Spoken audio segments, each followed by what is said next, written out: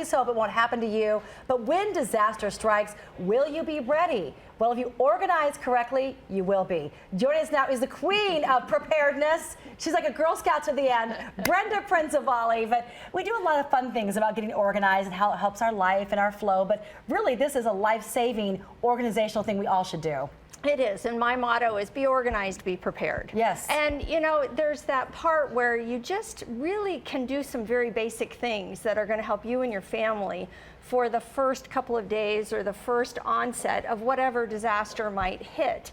And so it's just a very simple thing to do. And again, it's not about being all, you know, pessimistic or anything like that, but it is about being prepared. And this is the right time to do it because it's National Preparedness Month, so we might as well just take the time and do it, right? Exactly, and there's all kinds of promotions out there and resources. You know, one of the first things that you need to do is really look at what you're going to be preparing for. Okay. And it could be from an environmental disaster, it could be from a terror, it could be from an alien invasion this weekend. You never know. You never know.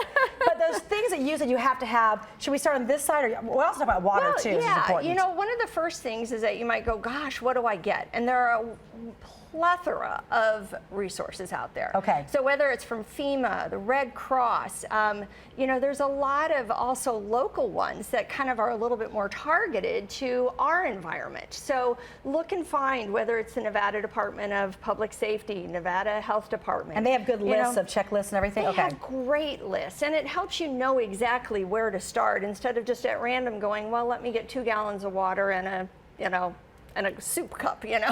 I mean, that's a good thing, but it will really let you be prepared also for those emergency things that you might need. You got it. Step 2, you said also, you make the list of needed supplies, but you also, like you said, you have the forms and everything ready to go. Exactly, and there are some really wonderful lists that, yes, you can go and shop on and get yourself, but there's also some sites out there that have kits that are ready to go. So if you don't have time and it's worth it for you just to go ahead and buy a prepared kit, there are a multitude of them, and some of them are actually even in that kind of camping arena because you know, you have to be out, you know, in the wilderness. You don't have electricity, you don't have some of the you know, things in life, and so in an emergency you might not have those things. So these things we're talking about, like you said, you've got to have a first aid kit with just your basic, your Band-Aids, your, you know, sanitary, you know, everything that can just take care of a quick little injury or cut, right? Correct, correct. And then this is about the water too. This is really important. I don't know if you guys can see this, but tell us about how much water we should have just always on standby. You know, they say a half gallon, but other things also said in the desert you really need a gallon. So 1 gallon per person per day, and what they suggest is doing at least for 3 days.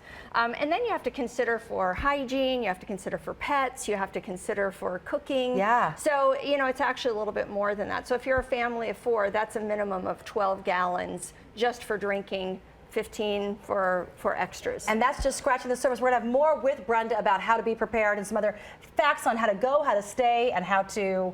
If you're away. If you're away, which is very cool. That rhymes. All right, thanks, Brenda. Now